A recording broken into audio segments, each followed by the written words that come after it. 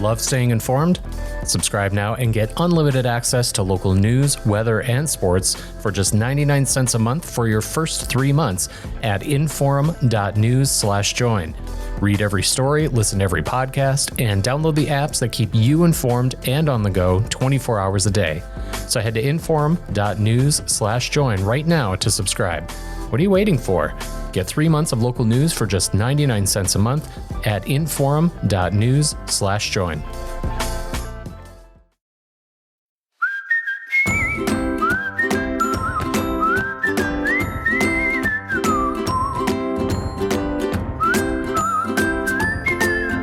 Welcome to Plain Talk, a rare Monday episode of Plain Talk, and it's just me, no co-hosts. Me, your host, Rob Port, of course. So one thing that I wanted to do last week, or I guess it was over the weekend, I put out a tweet, as I often do. I think if people who follow me on social media, pretty much the only thing I tweet are links to my articles these days. I have given up on social media as being, I just don't like it. I don't know that there's a lot of good conversations happening there. I have some family that I follow because I like to keep up on pictures of what people are doing. But for the most part, I don't think it's a place where a lot of good things happen. I especially don't trust the algorithms, bringing me news and things like that, to the point I don't read Twitter. I don't read Facebook. I don't read Threads. I don't read any of them. I use RSS feeds actually to get my news, because I want it to come from sources that I choose, not from sources that Google or Facebook or whoever chooses. Anyway, I posted a link to this article, and the excerpt that I posted on Twitter this came from the column, was think about how many social media influencers, radio hosts, activist group directors, and cable news ranters profit from faction. They do not have an incentive to achieve policy outcomes. They are incented to promote discord. And in the replies to that, an old friend showed up, Chris Berg, who for the better part of a decade, or nearly a decade, hosted the Point of View, 630 Point of View program on Valley News Live in Fargo. Before that, he was a talk radio host with AM 1100 The Flag. After his stint at Valley News Live, he went back to The Flag for a while. But Chris wrote this. He said, "This is why I left the media biz. You reap what you sow, and people are incentivized to sow fear and anger. I don't want to show that, nor do I want to reap that. Best mental health decision I have made is leaving that arena." And so I wanted to have Chris on the show to talk about that, because honestly, it's something that I've struggled with. It's on one hand, there's the old saying about journalism that safe airplane landings don't make news. And there's truth in that. I don't know. It's not newsy that, the Department of Motor Vehicles is efficiently handing out, license plates. It's newsy if the director of DMV gave the license plate contract to his brother-in-law and the taxpayers are getting soaked. That's news. That's when journalists show up. So it's kind of, the negativity is kind of built in, and I don't know what to do about that. I don't, if all I wrote were, I went down to the Department of Health and Human Services today and everybody was doing a great job. Like, nobody's going to read that article. So there's some of that that's built in, and I think it's unavoidable. But there's another part of it where the tribalism, the my team versus your team, that gets very tiresome. I am very, very tired of it. And it sure seems like my friend Chris got very tired of it as well. Chris, who these days is now in California working in commercial real estate. Chris, how are you? I'm doing great, Rob. And I just really appreciated what you put out. And thank you for reaching out after I tweeted that. I had no idea, obviously, if you would. But it has been, like I said, probably one of the best mental health decisions I've made in a long, long time. So people may not know this. Chris and I have been friends for a long time. And in fact, you before you were radio host, I was asking you to be a guest host on my radio show. And next thing I know, because if you know Chris is good at everything he does. So of course, the minute he started as a guest host, immediately was hosting the primetime slot and just moved up with his career from there. And so I guess I'm kind of to blame, maybe, for getting you into this in the first place. Maybe it's my fault. But tell me a little bit about how you got to the point where you just realized doing this isn't for me anymore. So there were some times where there's so much to unpack here, but there's some times later on at the Flag, and this has nothing to do with the Flag, it's just, again, the medium, where, Rob, I literally felt like I was dragging myself to the microphone. And it just, when it got to that point, I was like, okay, something's not right here. And I'll share with you an interesting story. When I first got out to California, it was like towards the end of March. And I don't say this in any way callous, Rob, because you know my heart. I'm just sharing with you what kind of scared me, but also intrigued me that it happened. Right when I got out here was the time when there was that shooting in Nashville at the school. Do you remember that? Yeah. And here's what's sad. My first thought when I got the news, knowing that I was now going into commercial real estate and no longer having to talk about that, rather than like, oh my gosh, or my first thought, Rob, is I remember going, and again, I'm embarrassed to share this with you, but it's the truth. My first thought was like, oh, thank goodness I don't have to go spend 2 hours of my day now and go research on somebody that has got mental health issues. And I've seen this now play out. And Rob, you know this, every 6 to 12 months, there's always some kind of school shooting, mass shooting. And just like you mentioned in the opening, no one's really looking to solve the problem. And when I had that thought process take place, I was like, okay, I made the right choice. Because if I'm thinking, thank God I don't have to go do that to research this because we're not going to solve the problem anyways, it was sort of an interesting dynamic for me. One of the things, you use school shootings as an example and every 6 months, and that's certainly a part of the phenomena. But to me, it's even bigger than that. There was always the what I wanted to call the outrage of the day or outrage of the week, where something happens, and maybe it's a national thing, or maybe it's like a super hyper local thing, and like everybody jumps into it, and it's just, this is the thing we're all going to be talking about this week. And I couldn't even tell you like who chooses the thing. Probably it's like a producer at Fox News or MSNBC or something, and they just pick that thing, and that's what everybody's talking about this week. And I'll tell you, I hate that. Because so often it's like, why does it matter? Why does everybody in the country suddenly care about the dress code of a school in Utah all of a sudden? Or, what book is on a shelf in a public library in Maine? These are local issues. Why aren't we handling these things locally? Do we really need to be leaning into this? I don't know where that happened, but that was something personally for me that I don't like. Even now, I write about North Dakota. North Dakota is my beat. I rarely write about a national topic. And when I do, it's because it's got a North Dakota hook to it. I didn't like that stuff. And I felt so much of it was just, I don't know what you want to call it, just clickbait. People looking for something to talk about. Yeah. I mean, that was like, I kind of shared again in that tweet. The challenge I had is and I tell everybody now today, I'm like, look, the sad thing about the media business is that the more anger and fear you sow, typically the more money you're going to make. And I'm like, I just don't want to do that. I don't want to sow fear and anger. There's enough of that out there right now. So I just was like, okay, this is not the direction I want to go. And I remember, Robin, when I was at the Flag, and it was not Scott Hennen, because I know people will think that, but it was not him. There were other people there that were managers and whatnot saying, Chris, you got to get people angry, because the only model they had was Ed Schultz, right?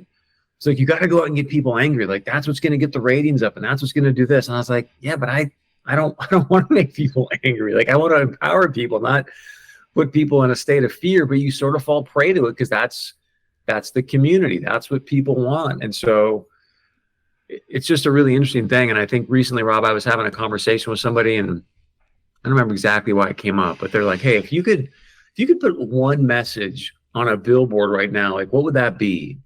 And I thought for a moment, I thought, gosh, if there's only one thing that I could tell people right now, which I think could probably be the most important thing for their mental health, which is then going to create like a butterfly effect throughout the rest of the globe, turn off the TV and talk radio. I think that is the number one smartest thing a person could do right now, is turn off television and talk radio. And a prime example, I think, Rob, is, I was recently with some family, and they were watching certain networks, right? And I'm like, oh my gosh, this is happening, and this is coming to an end. Everyone goes into the sort of that this is terrible and that's terrible and da da da da da. And I was like listening. I'm like, okay. And then all of a sudden I open up my phone. I'm like, oh, NASDAQ, new all-time high. Dow Jones Industrial, new all-time high. I'm like, things can't be that bad, right? Like, it's remarkable. It's almost like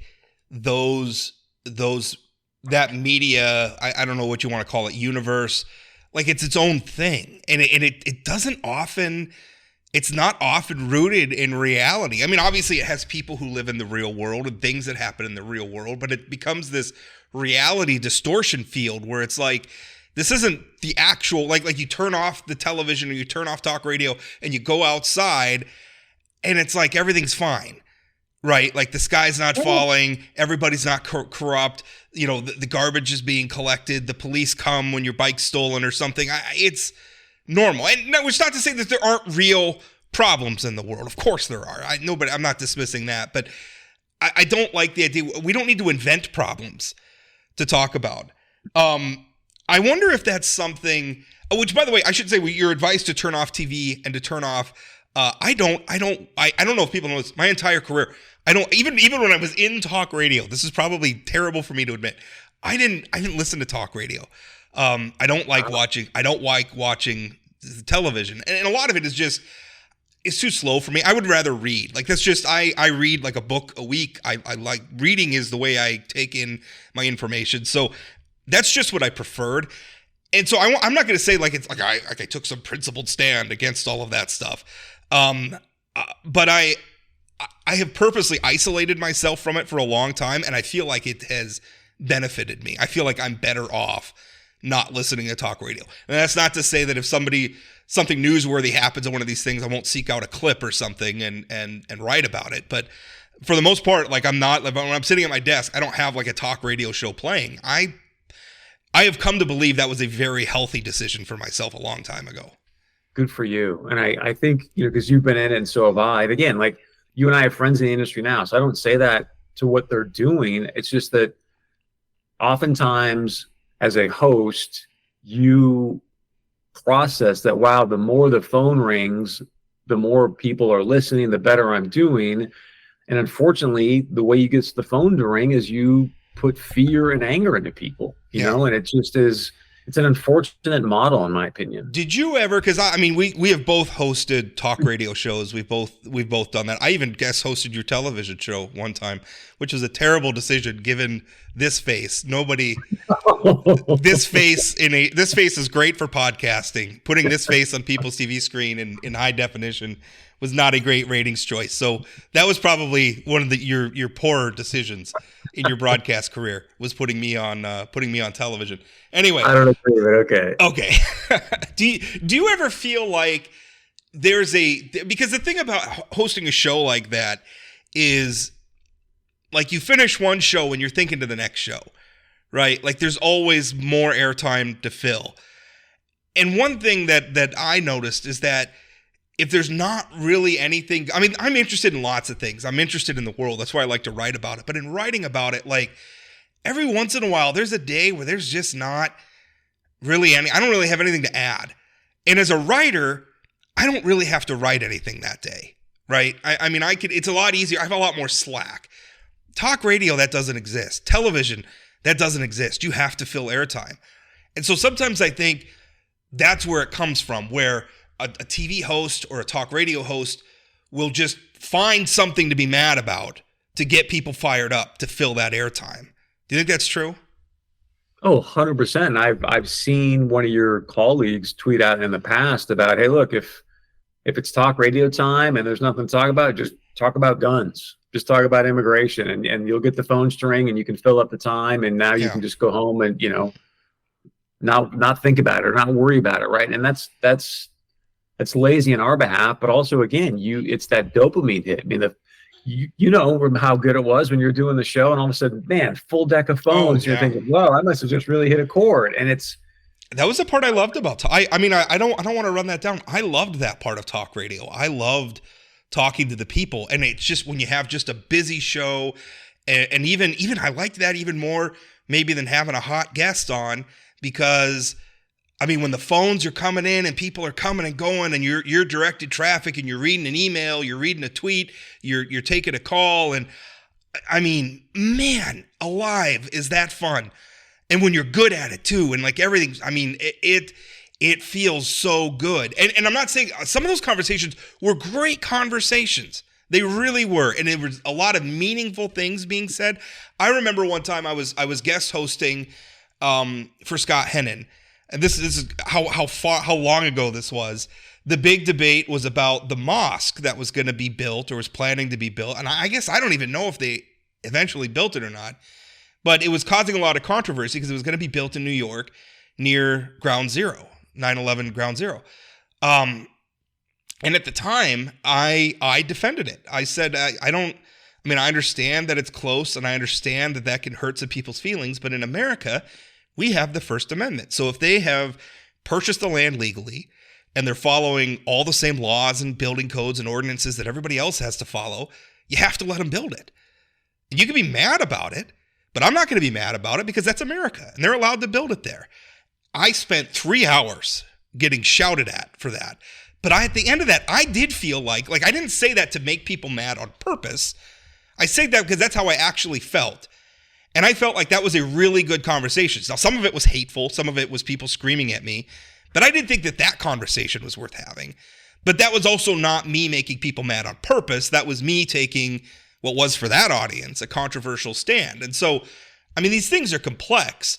But anytime I see whether it's a columnist or a talk radio host or whatever, just seems to be just chumming the water to make people angry, I hate it.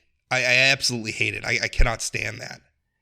Chumming the water is a good way of saying it. So yeah, I'm with you. I agree. There's times you have really powerful conversations. It's great to get all the different points of view and perspectives. And hopefully by the end of those phone calls, you felt like, okay, we're going to agree to disagree, but there's some, at least somewhat semblance of solutions here, or a chance to get people to see it from a different perspective. But oftentimes it's not the case, right? You're just singing to the choir and trying to get people fired up. And it's the same thing like you and I were talking about before we went live. You know, I think I'll share it this way, because it goes into the political realm as well, Rob. And that's where I really have a challenge. But you think back to last year, like now that I'm in commercial real estate, a lot more of my focus is on obviously the economy, what's happening financially. And so, I mean, how many times last year did you hear like, oh my gosh, huge recession in 2023, it's coming, inverted yield curve, everyone was beating that drum. And again, I go back to all of a sudden we get to middle of December and record highs for the Dow, record highs for the Nasdaq. I mean, yeah. So there's just that constant beat of let me put fear in you, let me put fear in you.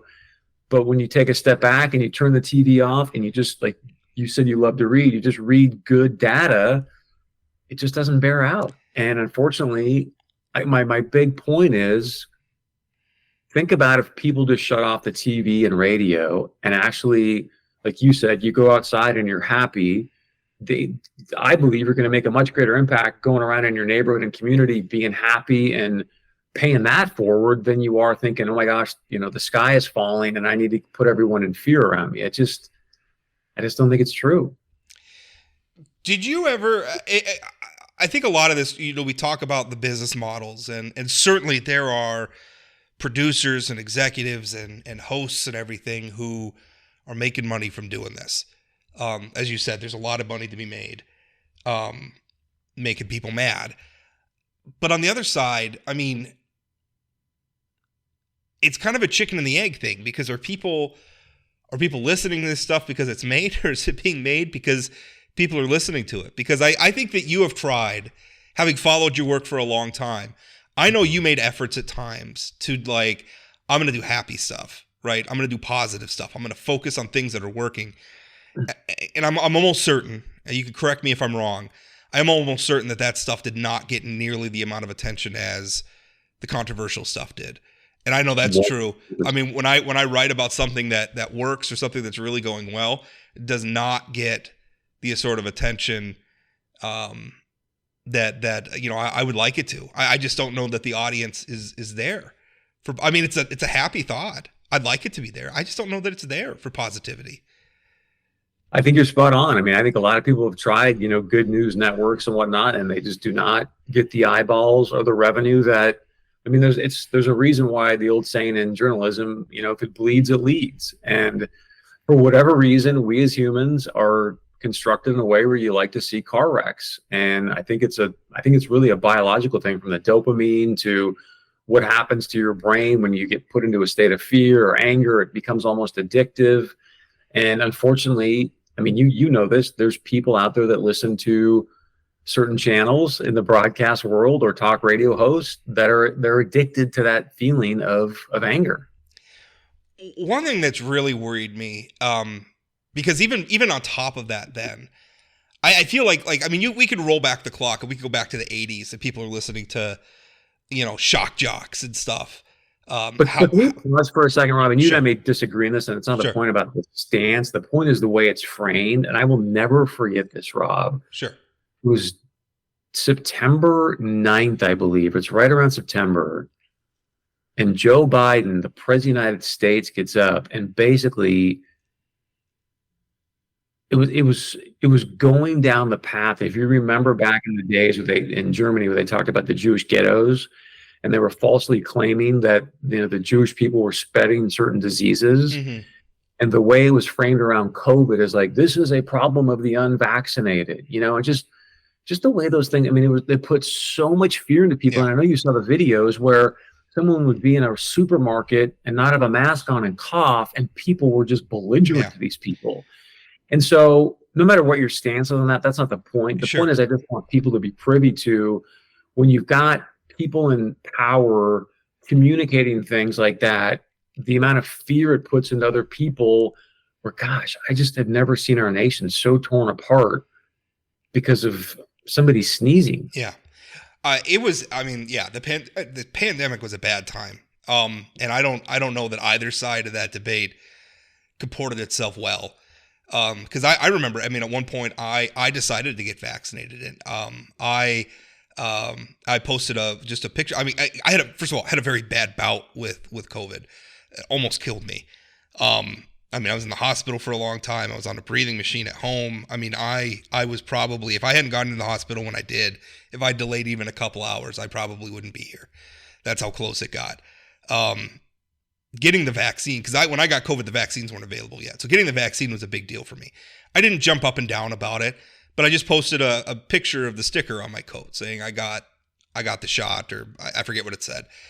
400 and some odd comments later of people just ripping me. Just, I'm going to get sick. If I wasn't so fat, I never would have got sick in the first place. You have that on one side, but then on the other side, you have, these national public health experts saying that Sturgis is a super spreader event and they're going to murder people. They ought to be locked up, but it's terrible. But Black Lives Matter protests are okay. As if the virus has a political conscience or something. There was so much baloney back then. I guess that brought me to the other point is it's one thing. The titillation factor, I think, is one thing where people just want to be mad. They want to be angry. They want to rubberneck at things gone terribly wrong. But then it used to be, I feel like there was a point, though, at which they would say, okay, now that's baloney, right? At which they would say, that's too far. That's just, even though it conforms to what I want to believe, I know that's not true. And I'm not going to, I don't know that a lot of people have that instinct anymore.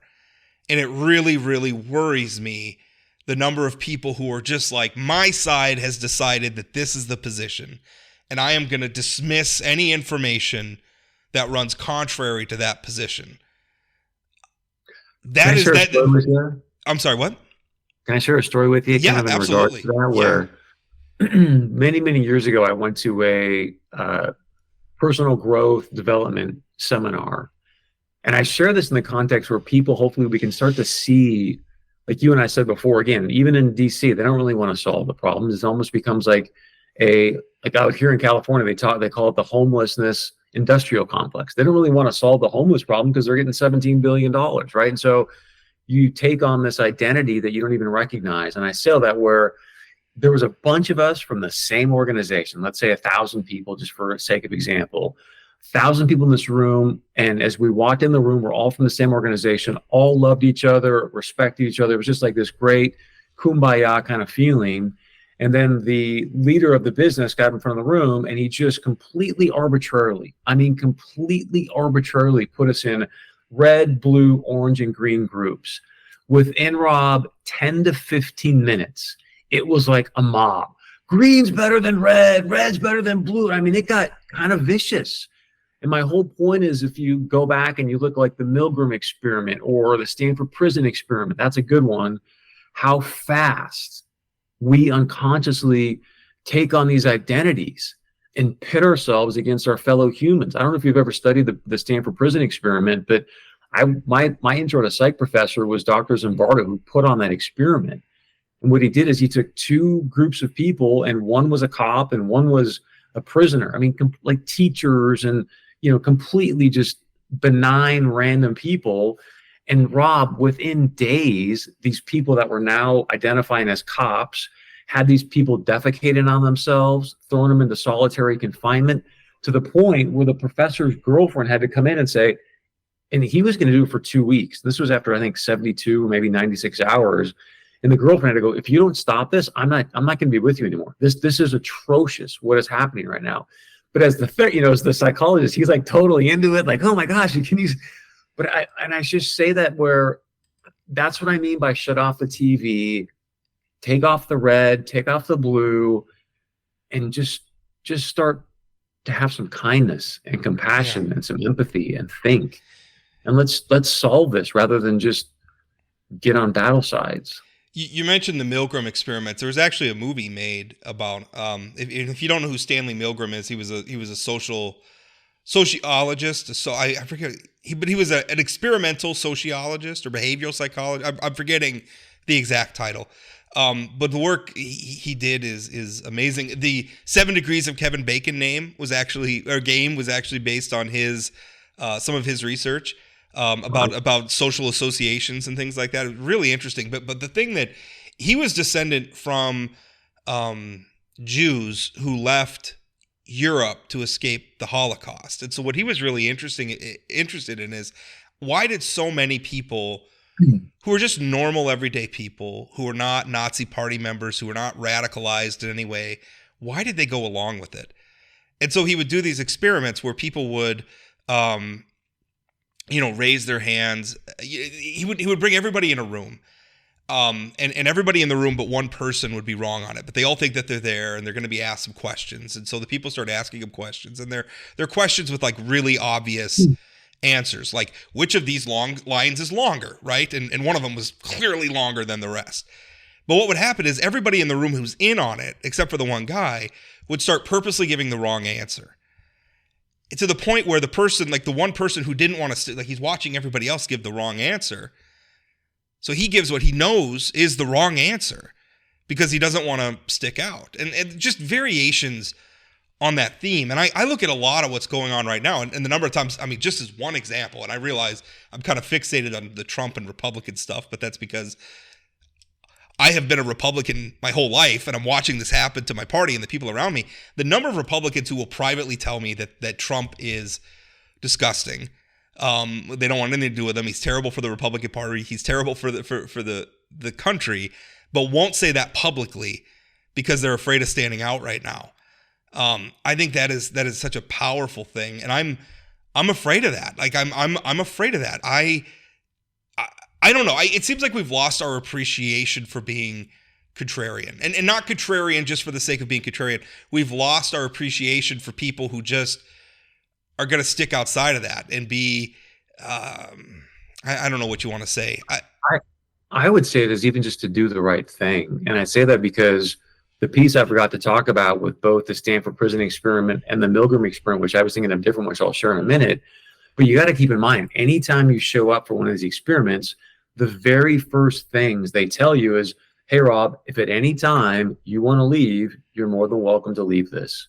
So they lay it out like you, and these prisoners still stayed and allowed themselves to go through this horrific treatment. These quote unquote cops state and still treated these other humans like they were less than, right? And so what I'm hearing you sort of say is, and maybe that's what I'm trying to say with my billboard, is I said, you know what? I don't want to be part of this experiment anymore. Right. I'm stepping out. You don't have to watch MSNBC. You don't have to watch Fox News.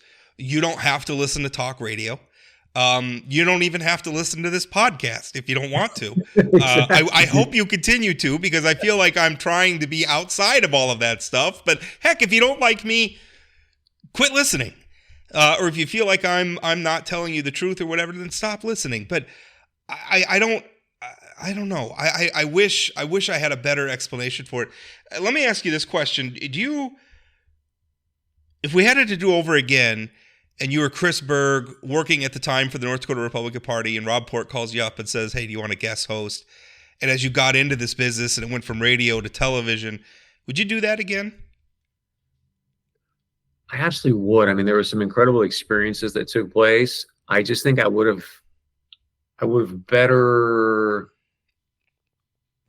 some more time to think about, okay, what are my values and what am I doing that aligns with those values, right? And I think I did a decent job of that, but there was time, like, and I remember, Rob, I don't know if you even know this, but my last show on the air at the Flag, I apologized to Heidi Heitkamp, because I remember being in that campaign, and I just said, you know what, Heidi, and I talked to Joel after this, like, obviously I wanted Senator Kramer to win, like that was no secret, and I definitely got over my skis sometimes by going after Heidi in ways that I look back and like, you know what?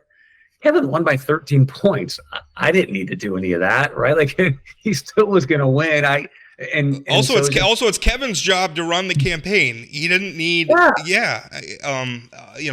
job is to hopefully give people a better understanding of the candidates and the debates. But were there things that I didn't like? Yes, but I didn't need to go about it the way that I did, right? Yeah. Or it could have just. So I mean, it would. So those are things where I go, okay. And you know what, Rob, I think I would have definitely, whether the ratings were there or not, I would have definitely done more about, hey, here's the good things that are happening. Because I mean, I'd love to get your thoughts on this, Rob. For me now, and as I left, like I look at the state of North Dakota, I'm born and raised there, right? I have never seen the state as primed and well-positioned economically as it is right now. I mean, you look at all four corners of that state, from Grand Farm to soybean crushing to, the Grand Forks AU. I mean, it's incredible to me what's happening in that state. No, we're well positioned. I think the carbon capture stuff has a huge potential. Hydrogen, what that could mean for our legacy energy industry, oil, coal, gas, is stupendous. I mean, we have a lot going on, which is why it worries me so much that our legislature is spending so much of its time trying to regulate library books and pronouns.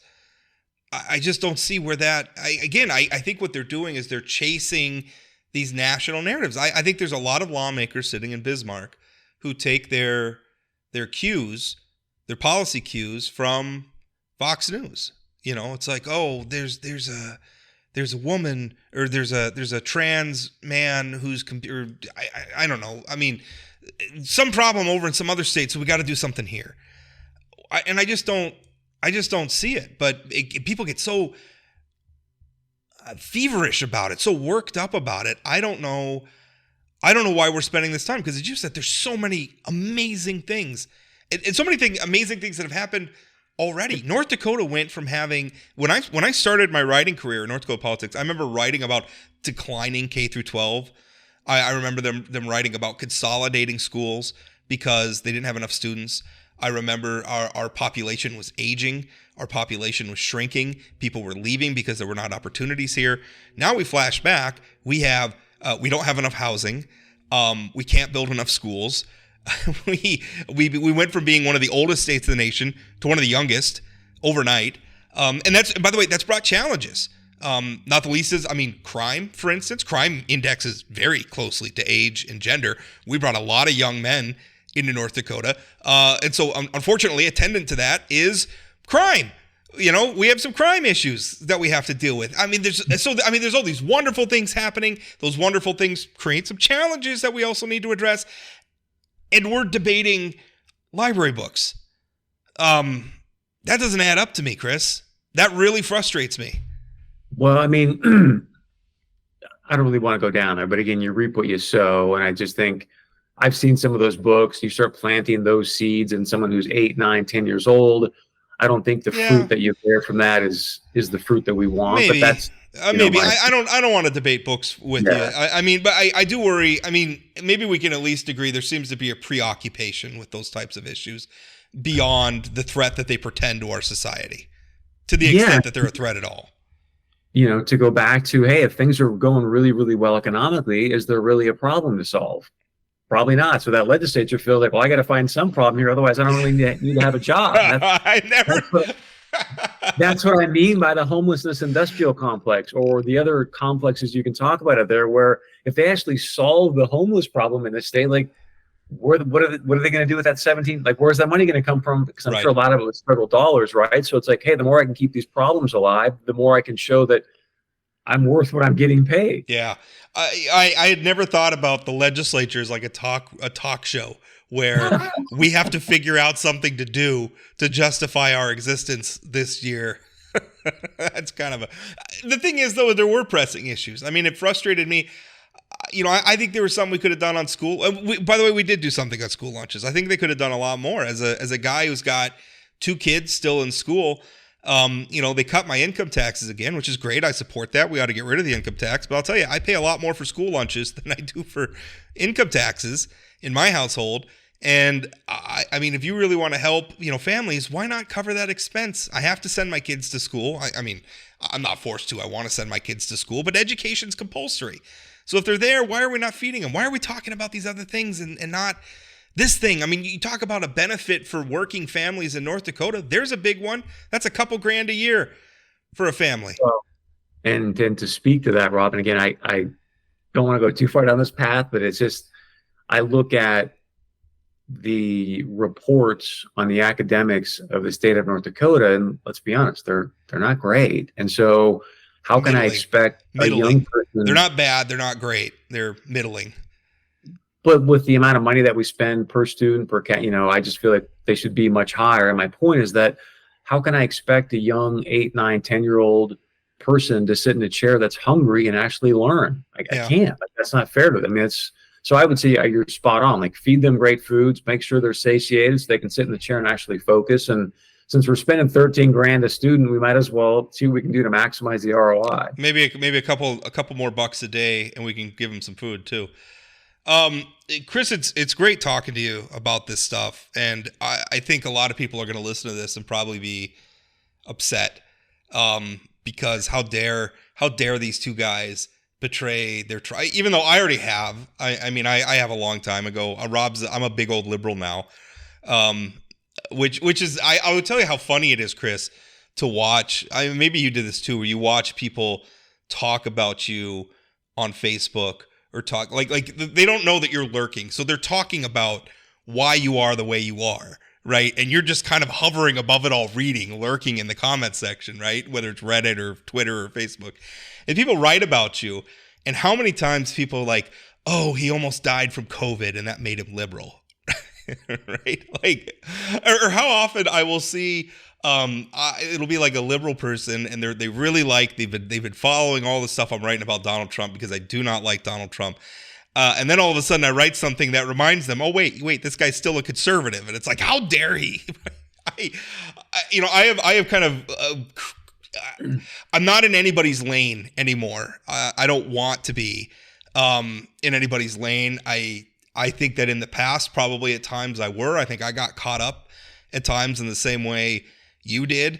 And I just think we could all be more honest about this.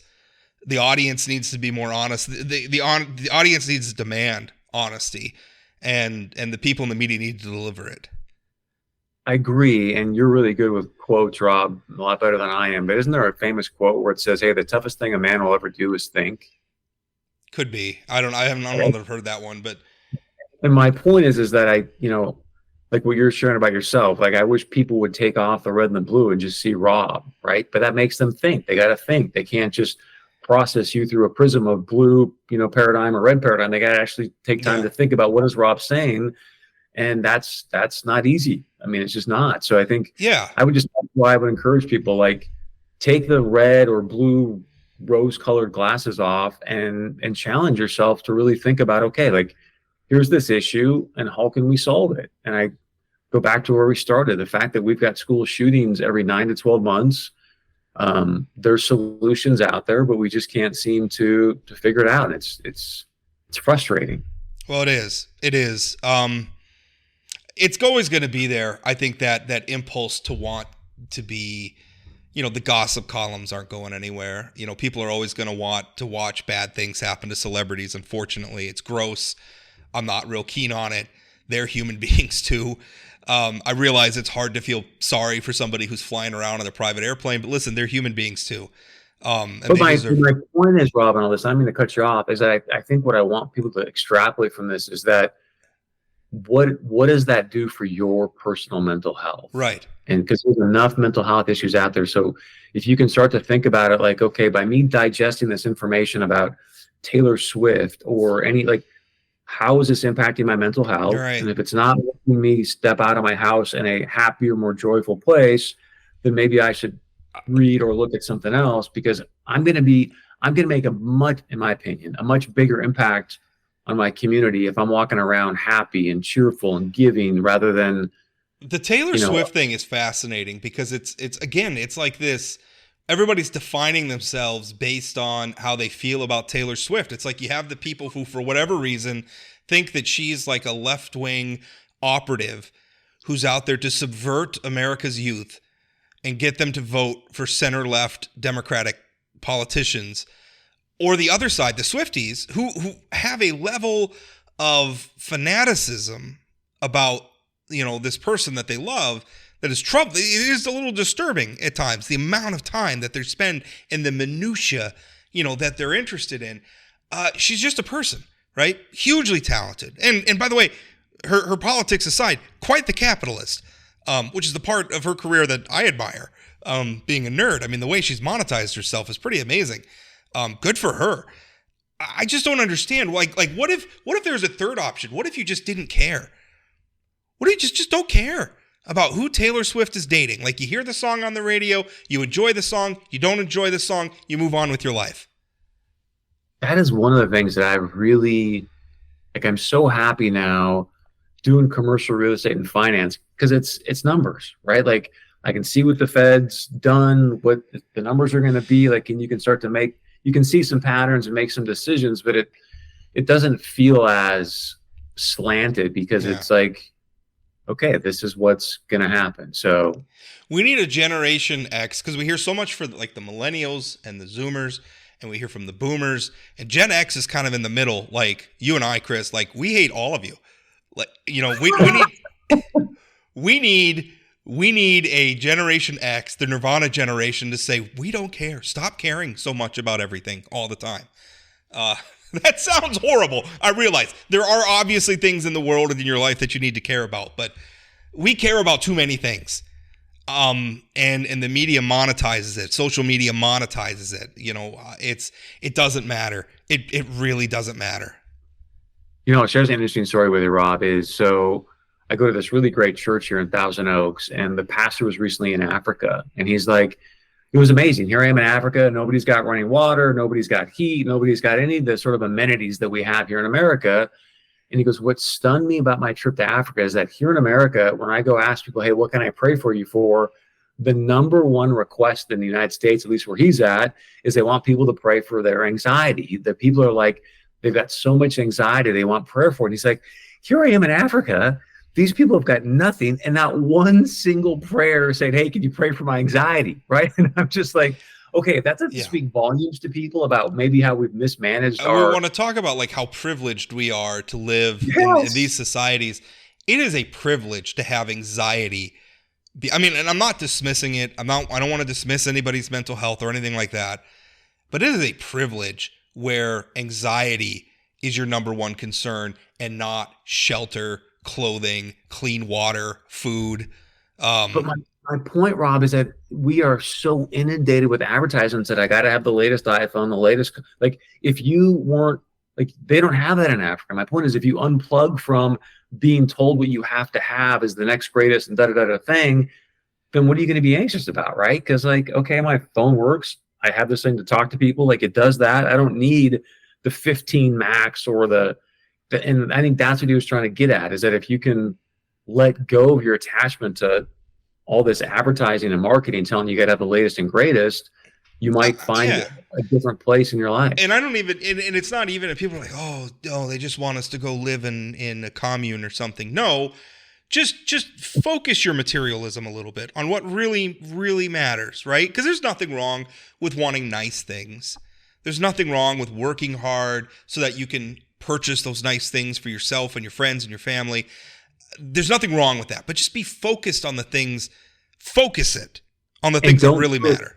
And don't do it out of covetousness, right? Like, that's the anxiety. I covet what Taylor Swift has, or I covet this, right? And it's like that's the root of the anxiety, in my opinion. Yeah.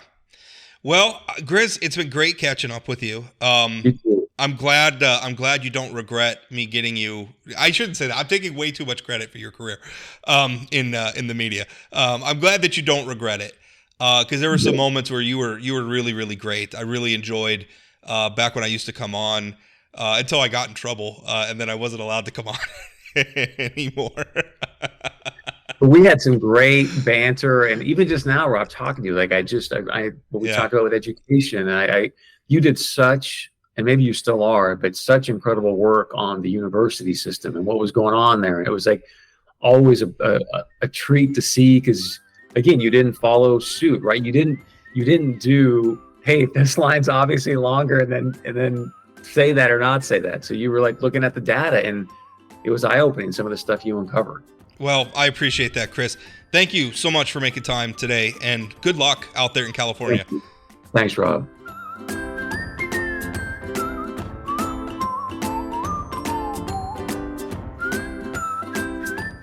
Did you know Forum Communications Company has a robust podcast library? At inforum.com/podcasts, we have everything from politics, sports, true crime, outdoor adventure, and more. Visit inforum.com/podcasts and explore them all today.